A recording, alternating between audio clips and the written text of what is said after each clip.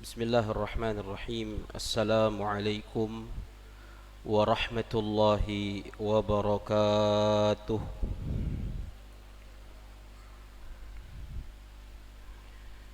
الحمد لله الذي بنعمته تتم الصالحات، وأشهد أن لا إله إلا الله وحده لا شريك له خالق الكائنات، وأشهد أن سيدنا ونبينا محمدا عبده ورسوله خير من أدى الأمانات.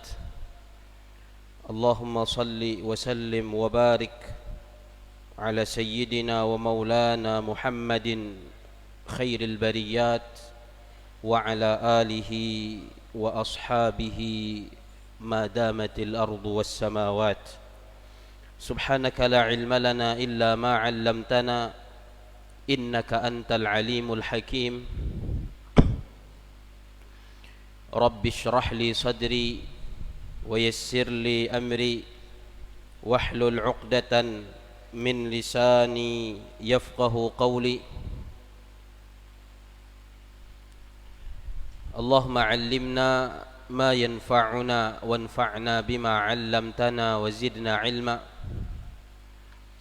اللهم إنا نسألك علما نافعا وقلبا خاشعا ولسانا ذاكرا وعملا صالحا متقبلا ورزقا حلالا طيبا مباركا وشفاء من كل داء. اللهم أخرجنا من ظلمات الوهم وأكرمنا بنور الفهم وافتح علينا بمعرفة العلم وسهل أخلاقنا بالحلم. اللهم اجعلنا من الذين يستمعون القول فيتبعون أحسنه. اللهم افتح علينا فتوح العارفين وهب لنا ما وهبته لعبادك الصالحين. ثم أما بعد.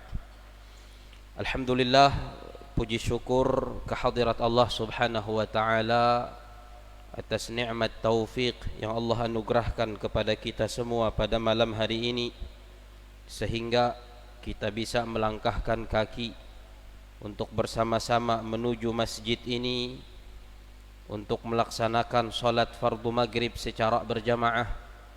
Mudah-mudahan rangkaian ibadah salat maghrib berjamaah yang baru saja kita laksanakan diterima oleh Allah Subhanahu wa taala, dilipat gandakan pahalanya oleh Allah, dijadikan pemberat timbangan amal kebaikan kita di hari kiamah kelak, dan mudah-mudahan kita selalu diberi istiqamah oleh Allah Subhanahu wa taala untuk melakukan dan memperbanyak kebaikan, dan juga untuk melangkahkan kaki-kaki kita ke tempat-tempat yang diridhai oleh Allah Subhanahu wa taala. Amin ya rabbal alamin.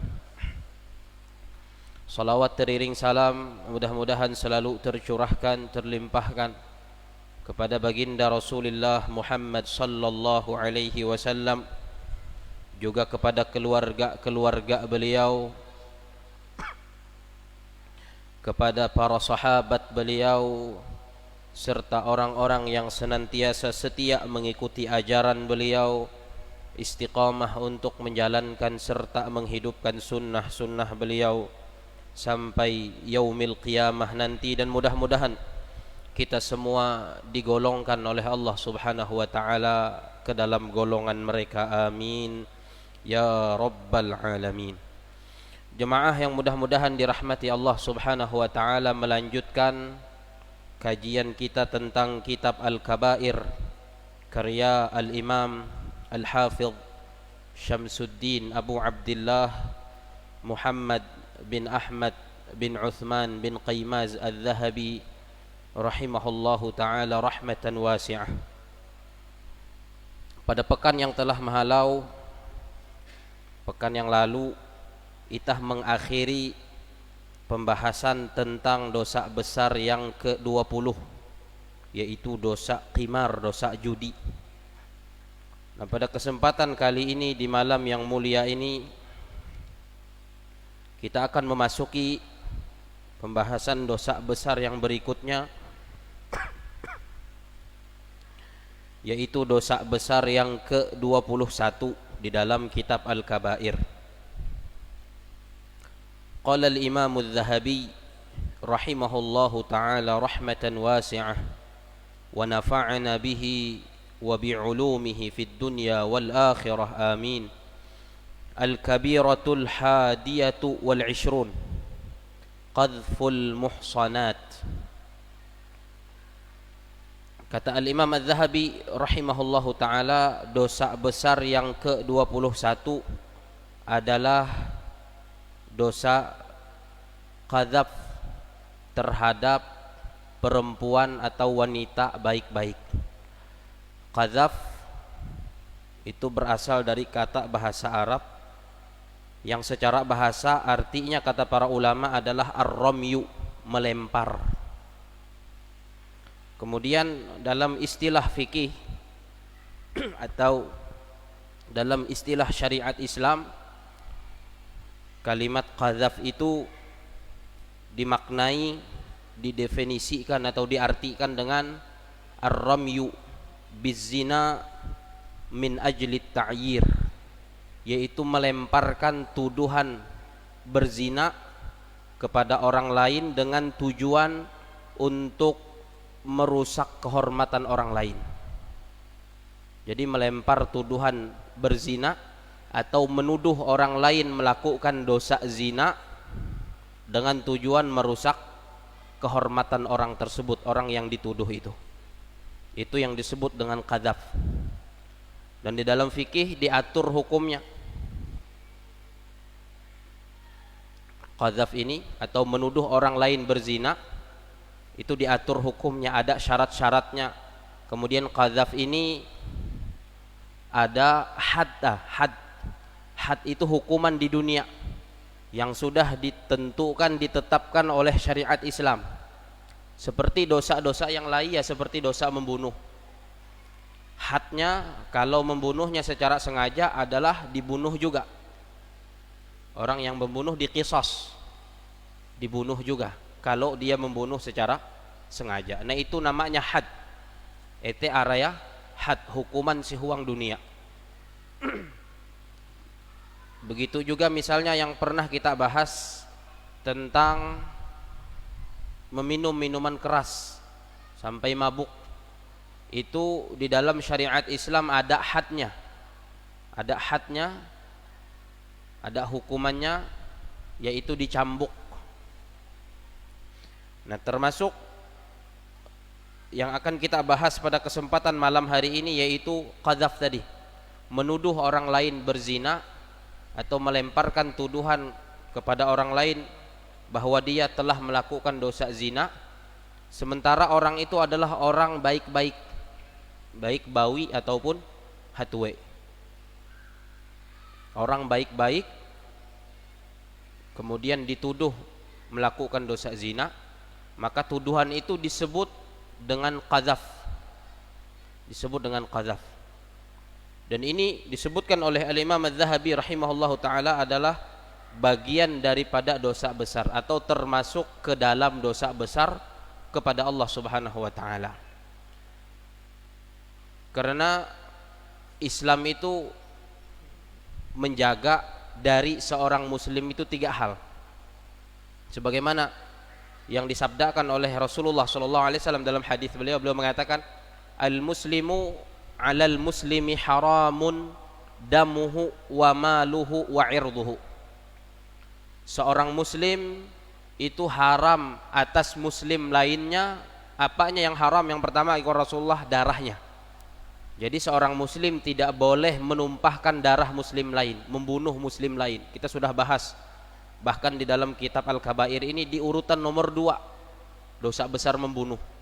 Nah, Nabi tadi mengatakan seorang muslim haram atas muslim lainnya darahnya. Artinya seorang muslim tidak boleh menumpahkan darah orang lain, tidak boleh menghilangkan nyawa orang lain, dan itu dosa besar. Kemudian yang kedua kata Rasulullah, yang haram itu adalah maluhu, hartanya. Maka tidak boleh kemudian seorang muslim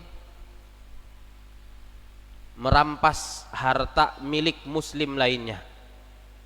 Tidak boleh seorang muslim mencuri atau mengambil harta milik muslim lainnya. Itu hukumnya haram. Dan itu juga termasuk dosa besar yang akan dibahas juga oleh Al-Imam Az-Zahabi rahimahullahu ta'ala nanti di dalam kitab ini. Ada beberapa pembahasan terkait harta ini yang juga termasuk ke dalam dosa besar kepada Allah subhanahu wa ta'ala. Kemudian yang nomor 3 kata Rasulullah, yang haram dari seorang muslim itu adalah irduhu, kehormatannya. Maka haram bagi seorang muslim menodai kehormatan muslim lainnya. Haram bagi seorang muslim merusak kehormatan muslim lainnya. Nah, yang kita bahas pada kesempatan kali ini, menuduh berzina itu adalah bagian dari cara merusak kehormatan orang lain. Makanya di sini dimasukkan ke dalam dosa besar. Dia termasuk dosa besar kepada Allah Subhanahu wa taala. Dan qadzaf ini ada hadnya sebagaimana tadi kita singgung. Menuduh orang berzina ini ada hadnya kalau si penuduh ini tidak bisa mendatangkan bukti atas tuduhannya bahwa orang yang dia tuduh itu melakukan zina. Jadi misal nanti juga akan disebutkan oleh Al-Imam Az-Zahabi. Misal ada seorang laki-laki kemudian berkata kepada seorang wanita kikwaya, wahai pezina. Nah, kalimat wahai pezina yang dia lontarkan kepada wanita itu disebut dengan qadzaf, menuduh berzina. Nah, ini nanti si penuduh laki-laki itu tadi dimintai bukti. Buktinya adalah 4 orang saksi yang menyaksikan si perempuan itu berzina, yang menyaksikan si perempuan itu melakukan zina. Kalau dia tidak bisa mendatangkan saksi, maka si laki-laki yang melontarkan tuduhan berzina tadi akan diberi had, akan diberi hukuman. Hukumannya adalah 80 kali cambuk. 80 kali dicambuk. Jadi ini kalimat bukan kalimat main-main, dan karete bahasa are tidak hanya sekedar wahai perempuan pezina, tapi bisa juga dengan bahasa misalnya iya, orang itu mengatakan kepada seorang anak, kikwaya ikau anak zina. Kalimat ikau anak zina ini adalah tuduhan kepada ibunya bahwa ibunya pernah melakukan zina.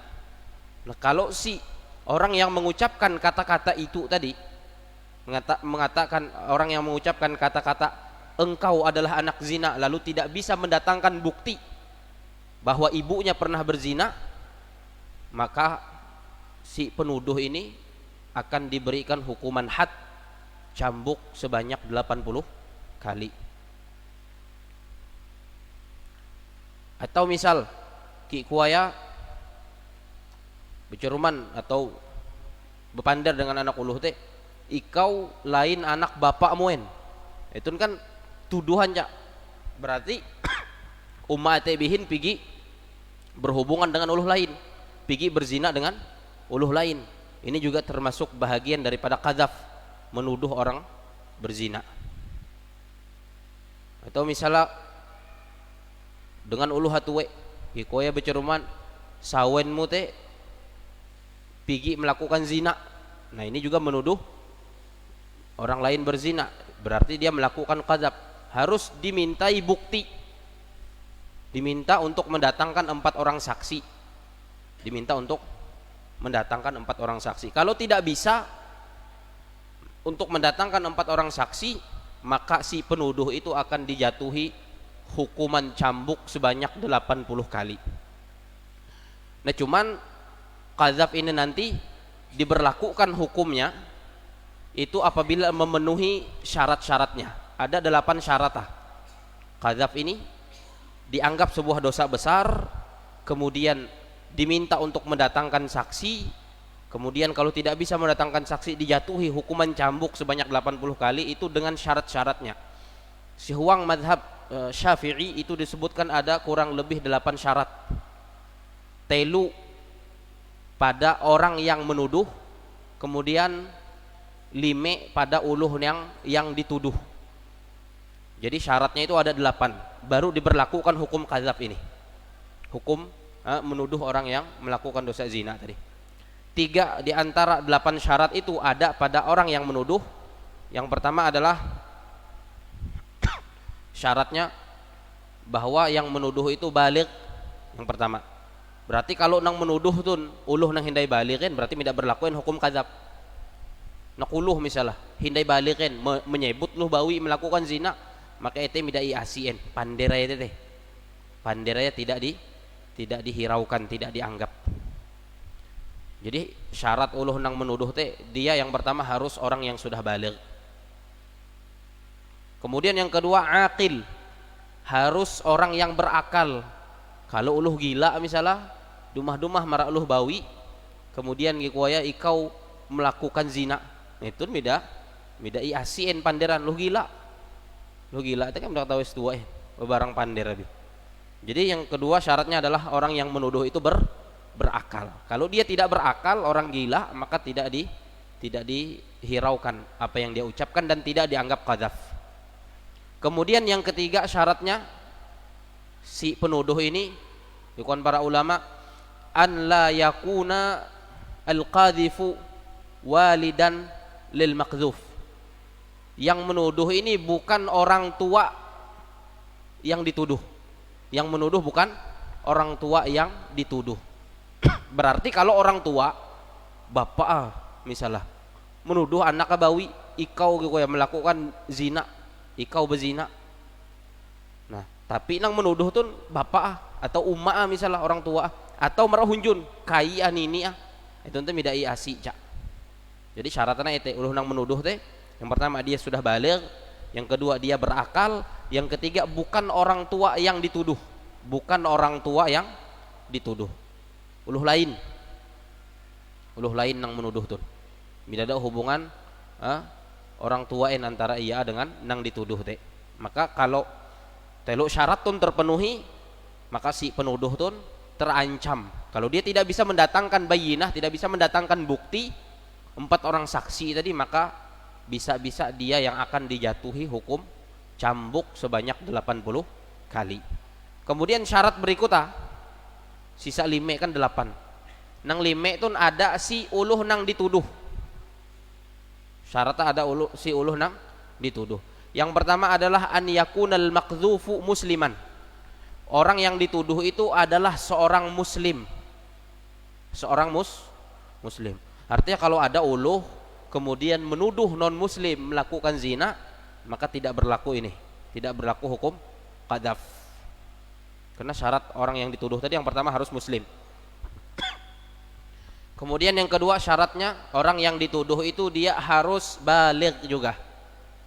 Kalau ada uluh bakas misalnya, lalu menuduh nak uluh nang hindai balighin, itu tidak berlaku juga hukum qadzaf.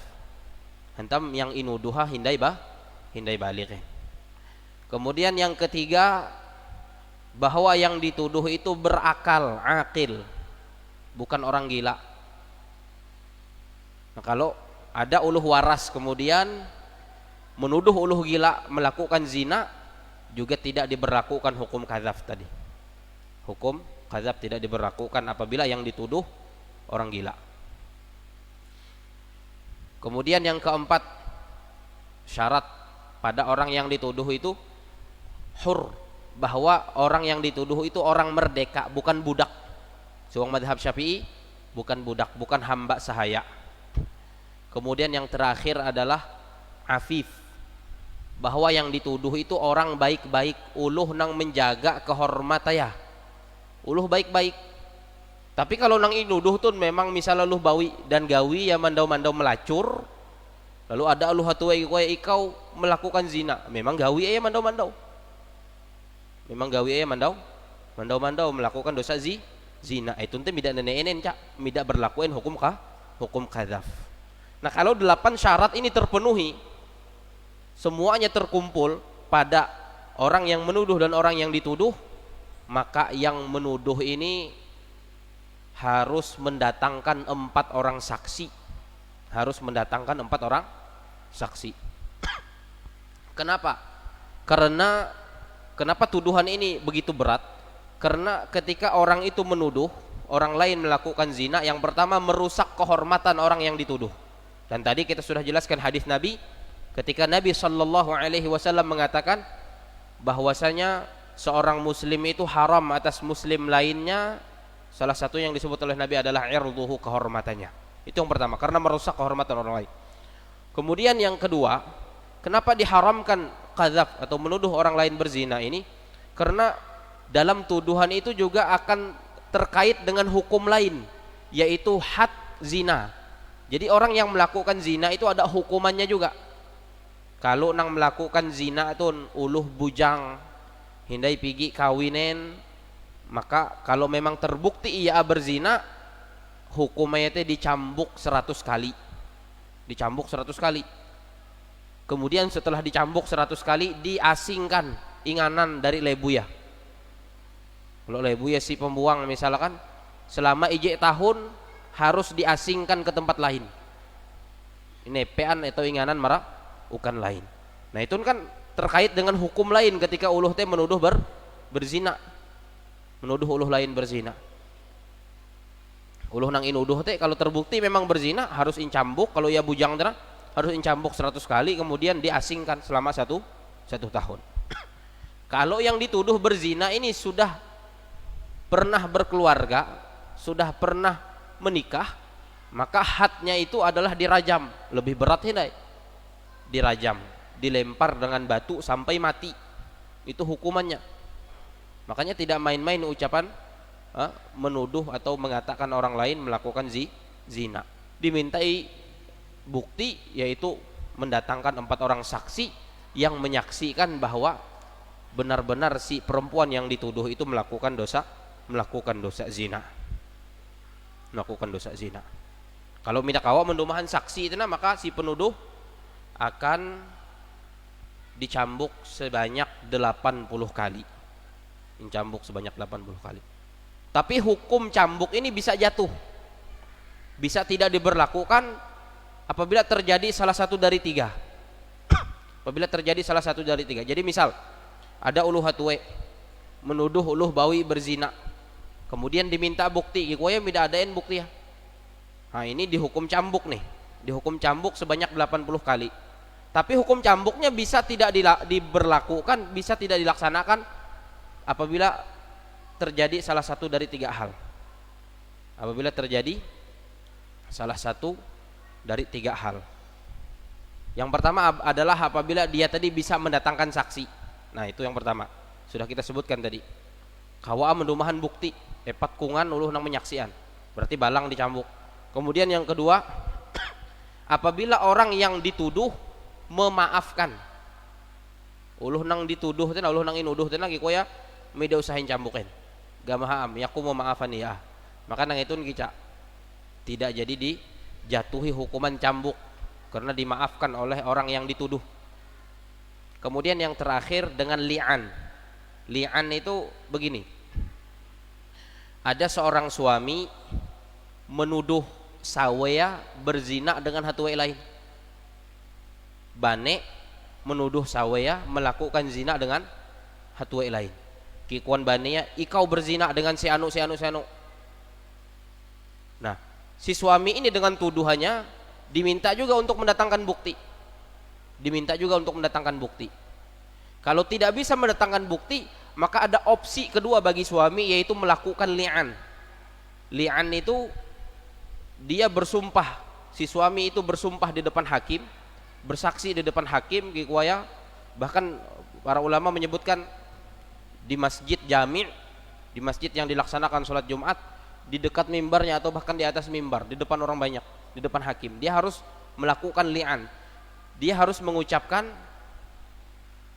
aku bersaksi dengan nama Allah bahwa aku jujur terhadap ucapanku atau tuduhanku terhadap istriku bahwa dia melakukan zina dan anak itu adalah anak zina. Itu diucapkan 4 kali kalimat sama itu. Nanti area li'an diucapkan 4 kali. Jadi ada opsi kedua. Tapi kalau uluh lain tuh selain suami, tidak ada opsi kedua tuh nen. Pokoknya bila ia bidak kawa mendumahan saksi epat kungan langsung dicambuk, kecuali kalau dimaafkan oleh orang yang dituduh. Tapi kalau yang menuduh adalah seorang suami menuduh istrinya, kalau tidak bisa mendatangkan saksi 4 orang ada opsi kedua, yaitu melakukan li'an. Dia memberikan kesaksian atau mengambil saksi di depan hakim, di depan pemimpin. Dia mengatakan, aku bersaksi dengan nama Allah bahwa aku berkata jujur atas tuduhanku terhadap istriku, dia melakukan zina dan anaknya bukan anakku tapi anak zina. Diucapkan 4 kali. Kemudian yang kelima, dan aku siap untuk mendapat laknat Allah kalau ternyata aku berdusta. Itu harus diucapkan seperti itu. Itu namanya li'an. Nah, kalau suami tadi menuduh istrinya berzina, kemudian tidak mendatangkan 4 saksi, dia melakukan li'an, maka si suami tadi juga tidak dijatuhi hukuman cambuk. Si suami tidak dijatuhi hukuman cambuk. Tapi kalau suaminya menuduh istrinya berzina, kemudian diminta 4 orang saksi, tidak bisa mendatangkan, disuruh melakukan li'an seperti yang tadi kita sebutkan, tidak mau juga, maka si suami ini juga dijatuhi hukuman cambuk sebanyak 80 kali. Nah, kareh teh li'an tun, li'an ini juga berlaku hukum-hukum tertentu hindai kareh. Termasuk beda tahu berkumpulan dan dua hasawe itu. Gara-gara li'an teh. Nah, itu berkaitan dengan fikih qadzaf. Berkaitan dengan fikih qadzaf. Jadi qadzaf ini dosa besar karena dia merusak kehormatan muslim. Dia merusak kehormatan orang lain. Makanya dia termasuk dosa besar. Dan kita akan lihat ada beberapa ayat dan juga hadis dari Nabi yang mengancam pelakunya, pelaku qadzaf ini. Yang pertama, qala Allah Ta'ala, Allah Ta'ala berfirman, innal ladzina yarmunal muhsanatil ghafilatil mu'minat lu'inu fid dunya wal akhirah walahum adzabun 'adzim yauma tashhadu 'alaihim alsinatuhum wa aydihim wa arjuluhum bima kanu ya'malun. Dikuan Allah Subhanahu wa taala, sesungguhnya orang-orang yang menuduh perempuan baik-baik atau perempuan mukminah yang baik-baik berzina, sesungguhnya seseorang yang menuduh perempuan beriman yang baik-baik melakukan zina, apa hukumannya? Ikhwan Allah, lu'inu fid dunya wal akhirah, maka mereka itu dilaknat di dunia dan di akhirat. Kita sudah sering menjelaskan tentang apa yang dimaksud dengan laknat. Laknat itu hiya at-tardu an rahmatillahi wal ib'adu anha, yaitu dijauhkan dari rahmat Allah, dijauhkan dari rahmat Allah. Nah, kikuan Allah Subhanahu wa taala si huang surat An-Nur ini, sesungguhnya orang-orang yang menuduh perempuan mukminah yang baik-baik melakukan dosa zina, maka mereka yang menuduh itu dilaknat di dunia, dikutuk di dunia, dan dilaknat di akhirat. Artinya di dunia tidak dapat rahmat, di akhirat tidak dapat rahmat Allah Subhanahu wa taala. Kemudian tidak berhenti sampai dapat laknat di dunia dan di akhirat. Ikhwan Allah, walahum adzabun azim, dan bagi mereka siksa yang sangat besar, siksa yang sangat agung, siksa yang berat. Jadi dapat laknat di dunia, dapat laknat di akhirat, kemudian dapat siksa lagi, siksa yang sangat besar kata Allah Subhanahu wa taala di hari kiamat. Yauma tashhadu alaihim alsinatuhum, yaitu dapat siksanya kapan? Pada hari di mana di hari itu lisan-lisan mereka akan memberikan kesaksian atas perbuatan mereka. Wa aydihim, begitu juga tangan-tangan mereka akan Allah Subhanahu wa taala perintahkan untuk berbicara, untuk menjadi saksi atas dosa-dosa mereka. Wa arjuluhum, dan juga kaki-kaki mereka menjadi saksi. Menjadi saksi apa? Bima kanu ya'malun, terhadap apa yang pernah mereka lakukan dalam dunia. Jadi ayat ini berisi ancaman bagi orang yang menuduh perempuan baik-baik, perempuan mukminah melakukan dosa zina dan tidak bisa mendatangkan 4 orang saksi, ancamannya adalah mendapat laknat di dunia, mendapat laknat di akhirat, mendapat siksa yang besar di hari kiamat, di mana di hari itu kata Allah Subhanahu wa taala anggota tubuh seseorang akan menjadi saksi.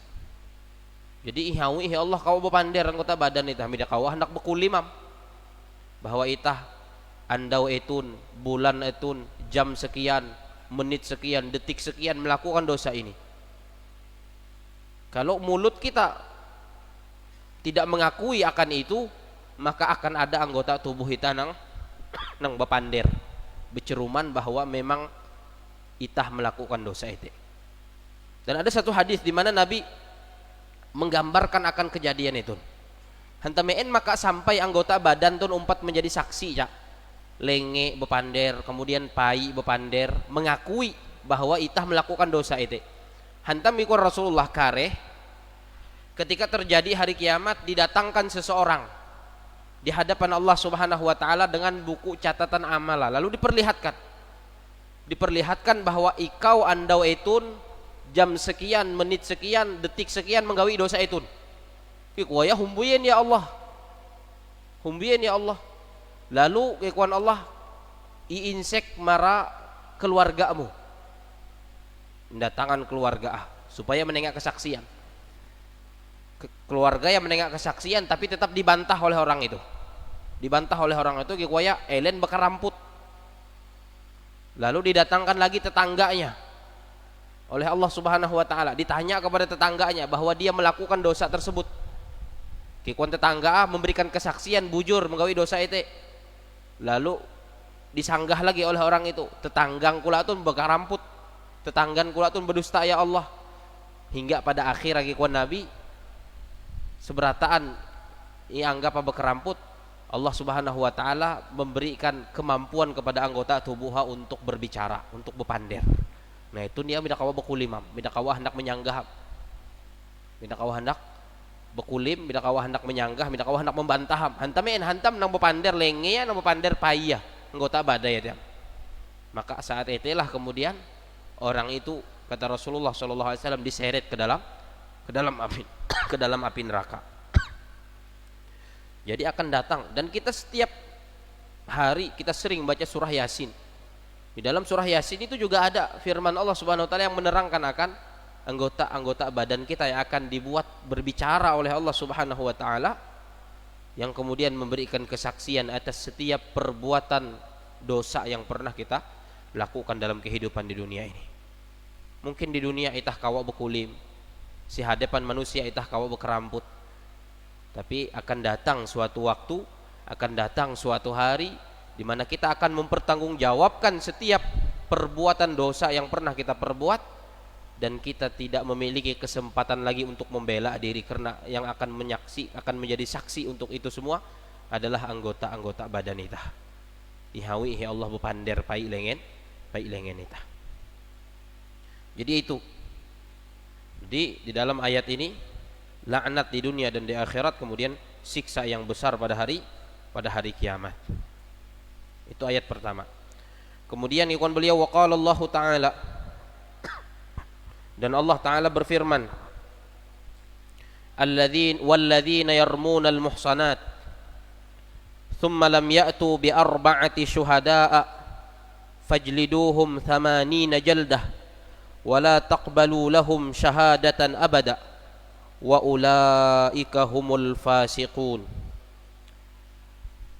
Allah Subhanahu wa taala berfirman, dan orang-orang yang menuduh berzina perempuan baik-baik. Sebenarnya bukan hanya perempuan, laki-laki pun juga demikian. Kalau ada uluh bawi kemudian menuduh uluh hatue melakukan zina, maka sama saja dosanya. Si perempuan ini juga melakukan dosa qadzaf. Diminta untuk mendatangkan 4 orang saksi. Kalau si perempuan yang menuduh ini tidak bisa mendatangkan 4 orang saksi, maka si perempuan itu dijatuhi hukuman cambuk juga. Bukan hanya laki-laki menuduh perempuan, tidak, tapi perempuan yang menuduh laki-laki berzina juga berlaku hukum qadzaf. Nah, kekuatan Allah Subhanahu wa taala dan orang-orang yang menuduh berzina perempuan baik-baik. Tsumma lam ya'tu bi arba'ati syuhada'a. Kemudian mereka yang menuduh tadi tidak bisa mendatangkan 4 orang saksi. Jadi 4 saksi. Harus menggitik dengan maten nih, 4 kuangan saksi itu. Bahwa si yang dituduh itu benar-benar berzina dan benar-benar berzina, benar-benar berzina, benar-benar dasar bujur tame, harus menyaksikan. Karena berat. Karena si yang dituduh itu nanti akan dijatuhi hukuman zina, nanti had zina. Kalau ternyata tuduhannya tidak benar, maka merugikan orang lain dan juga merusak kehormatan orang lain. Jadi kekuatan Allah Subhanahu wa taala dan orang-orang yang menuduh berzina perempuan baik-baik kemudian tidak bisa mendatangkan 4 orang saksi, hukuman yang pertama, fajliduhum thamanina jaldah, maka cambuklah mereka 80 kali. Itu hukuman pertama, hatta hukuman seuang dunia. Kemudian hukuman yang kedua, wala taqbalu lahum syahadatan abada, dan jangan diterima kesaksian mereka selama-lamanya. Jadi midak awam menengak kesaksian, bersaksi menjadi saksi midak awam. Midak awam diundang akan saksi nikahin nang itu. Nang pigi menuduh uluh berzina dan midak awam mendumahan 4 orang saksi. Hantam dia sudah kehilangan keadilannya. Kehilangan keadilannya, sudah tidak adil lagi. Karena kesaksiannya itu sudah ditolak di dalam syariat Islam gara-gara perbuatannya melakukan kadzab tadi, melakukan tuduhan zina terhadap orang lain. Jadi yang kedua, wala taqbalu lahum syahadatan abada, jangan terima kesaksian mereka selama-lamanya.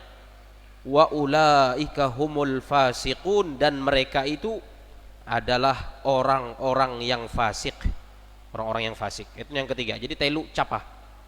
Yang pertama diberi hukuman cambuk 80 kali, kesaksian tidak akan diterima selama-lamanya. Kemudian yang ketiga adalah dia termasuk orang fasik. Orang fasik juga sering dijelaskan. Orang fasik itu yang pernah melakukan satu dosa besar. Nah ini tadi melakukan kadzab itu adalah dosa besar. Berarti orang yang melakukannya sudah bisa disebut dengan orang fasik. Itu yang pertama. Jadi orang yang fasik itu orang yang pernah melakukan dosa besar kepada Allah. Kemudian juga kalau tidak pernah melakukan dosa besar, orang yang sering melakukan dosa kecil, dosa halus tapi merancak menggawiyah, itu nanti menyebabkan pelakunya menjadi orang fasik juga, menyebabkan pelakunya menjadi orang fasik. Nah, orang yang melakukan kadzab, menuduh perempuan baik-baik melakukan zina, kemudian tidak mendatangkan 4 saksi, itu juga menyebabkan dia tadi mendapat cap sebagai orang fasik. Jadi telu tuh dicambuk 80 kali, kemudian kesaksian tidak bisa diterima lagi, kemudian dicap sebagai orang fasik. Kemudian Allah Subhanahu wa taala melanjutkan ayat berikutnya, illal ladzina tabu min ba'di dzalik, kecuali orang-orang yang bertaubat setelah itu. Nah, kecuali kalau ia bertaubat kepada Allah Subhanahu wa taala. Dan itu pun apakah hukuman yang telu itu dicabut atau tidak? Tapi kalau cambuk minta kawin cabut tambah, hantam jadi berlaku cambuk teh. Belihi dua mah hindai. Cap sebagai orang fasik, kemudian yang kedua kesaksiannya tidak diterima. Apakah setelah dia bertaubat nanti capnya sebagai orang fasik sudah hilang dan juga kesaksiannya sudah diterima lagi, atau cuman salah satu dari dua ini yang kemudian hilang kalau dia bertaubat? Ini terjadi khilaf, terjadi perbedaan pendapat antara para ulama. Kalau 3 madhab Maliki, madhab Syafi'i dan madhab Hambali mengatakan orang yang bertaubat atas dosa menuduh orang lain berzina tadi, maka dia bisa diterima lagi kesaksiannya dan capnya sebagai orang fasik sudah dihapus. Artinya bersiham arayan deh. Kawaam menjadian saksi, kemudian mida disebut fasikam. Itu pendapat telu madhab Maliki, madhab Syafi'i dan madhab Hambali. Adapun satu madhab lainnya, madhab al-Imam Abu Hanifah, madhab Hanafi, itu mengatakan kalau dia bertaubat atas dosa menuduh orang lain berzina tadi, Sudah benar-benar bertaubat, yang dicabut cuma satu, yaitu capnya sebagai orang fasik. Adapun kesaksiannya selama-lamanya tidak akan pernah diterima lagi. Oh, itu ngeri pendapatnya itu. Artinya minta kawan jadian saksi am seumur hidup, seumur belum minta kawan jadian saksi am. Hentamein gara-gara ia melakukan dosa qadzaf ini. Gara-gara dia melakukan dosa qadzaf. Nah, itu hukumannya. Berarti ini bukan sebuah ucapan yang main-main. Kelihatannya enteng, kelihatannya ringan, tapi ternyata di dalam agama Allah Subhanahu wa taala itu adalah sebuah ucapan yang berat. Sebuah ucapan yang konsekuensinya konsekuensinya besar. Maka perlu berhati-hati dengan nyamin itu. Bayyanallahu ta'ala fil ayatil karimati anna man qadhafa imra'atan muhsanatan hurratan 'afifatan 'aniz zina wal fahishah annahu mal'unun fid dunya wal akhirah wa lahu 'adzabun 'adzim wa 'alaihi fid dunya al haddu 80 jaldah wa tasqutu syahadatuhu wa in kana 'adlan. Kata Imam Az-Zahabi, Allah Ta'ala menjelaskan pada ayat yang mulia di atas bahwasanya orang yang menuduh berzina seorang perempuan baik-baik yang merdeka, bukan hamba sahaya, yang menjaga kehormatannya, dituduh berzina, maka orang yang menuduh itu mal'unun fid dunya wal akhirah, terlaknat di dunia dan di akhirat. Walahu 'adzabun 'adzim, dan baginya nanti siksa yang sangat besar. Wa 'alaihi fid dunyal had, dan baginya juga di dalam dunia ini adalah hukum had, 80 jaldatan, 80 kali cambuk. Are hukumnya are. Wa tasqutu syahadatuhu, dan kesaksiannya itu jatuh, tidak diterima lagi. Wa in kana adlan, sekalipun ia uluh yang adil. Jadi tidak diterima kesaksiannya. Tidak diterima. Wa fi sahihaini anna Rasulullah sallallahu alaihi wasallam qala ijtanibus sab'al mubiqat fa dzakara minha qadhfal muhsanatil ghafilatil mu'minat. Di dalam Sahih Bukhari dan Muslim bahwasanya Rasulullah sallallahu alaihi wasallam bersabda. Jadi ada hadis yang mana di dalamnya Nabi sallallahu alaihi wasallam berbicara tentang dosa itu, dosa qadzaf, dosa menuduh uluh berzina. Kikuan Rasulullah, ijtanibus sab'al mubiqat, jauhilah oleh kalian 7 dosa yang membinasakan. Ayo, ini tidak main-main disebut oleh Nabi membinasakan. Kenapa disebut 7 dosa ini 7 dosa yang membinasakan? Karena siapapun yang melakukan salah satu dari dosa ini, maka dia akan binasa karena dosa ini. Dia akan dibinasakan gara-gara dosa ini. Artinya dosa itu dosa datuh bebenaran. Fadzakara minha, dan Nabi menyebutkan di antara 7 dosa yang membinasakan tadi, qadhfal muhsanatil ghafilatil mu'minat, yaitu menuduh perempuan mukmin yang baik-baik melakukan dosa zina. Jadi dari 7 dosa besar yang membinasakan iku Rasulullah, salah satunya menuduh orang berzina. Itu dosa nyame, kadang-kadang nyame itu tidak kerasaan menggawi dosa. Maka ya kekuan Nabi sallallahu alaihi wasallam, man kana yu'minu billahi wal yaumil akhir falyaqul khairan aw liyasmut. Barang siapa yang beriman kepada Allah dan hari akhir, hendaklah dia berkata-kata yang baik atau suni, diam. Tapi arek pander. Karena kalau arek pander, arek tergelincir. Kalau arek pander, arek dosa. Maka orang yang beriman kepada Allah dan hari akhir hendaklah berkata yang baik atau diam. Kalau bidak awak bepander nang bagus-bagus, keleh behinip daripada terjerumus ke dalam dosa. Wal qadhfu. Nah, Imam Az-Zahabi di sini memberikan contoh qadzab tanah. Memberikan contoh kepada itah. Kikon beliau, wal qadhfu, contoh atau qadzaf itu adalah an yaqula limra'atin ajnabiyyatin hurratin afifatin muslimah, yaitu seseorang berkata kepada seorang perempuan asing, orang lain. Makanya tadi kita sebutkan syaratnya itu yang menuduh bukan orang tua yang dituduh. Bukan beliau, seseorang berkata kepada seorang perempuan asing, orang lain yang merdeka, yang suci dan juga agamanya Islam, berkata ke hampia, ya zaniyah, wahai pezina. Ucapan wahai pezina itu qadzaf. Atau au ya baghiyah au ya qahbah, atau wahai pelacur, menyebut uluh pelacur. Atau bahasa-bahasa yang lain hindai. Arek bahasa aku tuh menuduh lo berzina teh arek bahasa. Au yaqulu li zaujiha ya zaujal qahbah, atau bepander dengan banea, wahai suami pelacur gitu ya. Atau sama anda nang contohan itu. Gitu ya. Menyebut uluh hatuwe banen pelacur misalnya. Nah, itu termasuk qadzaf ya. Ucapan yang seperti itu. Au yaqulu li waladiha ya waladaz zaniyah.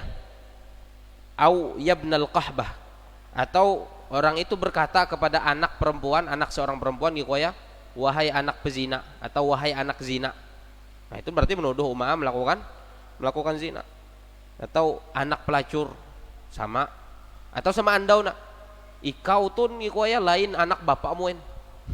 Berarti menuduh umaah melakukan zina, sama itu naraya qadzaf ya.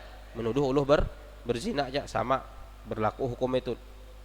Au yaqula li bintiha ya bintaz zaniyah au ya bintal qahbah fa innal qahbata ibaratun aniz zaniyah. Atau berkata kepada seorang anak perempuan, ikau tun ya anak zina, atau ikau anak seorang pezina, atau ikau anak seorang pelacur, sama itu qadzaf.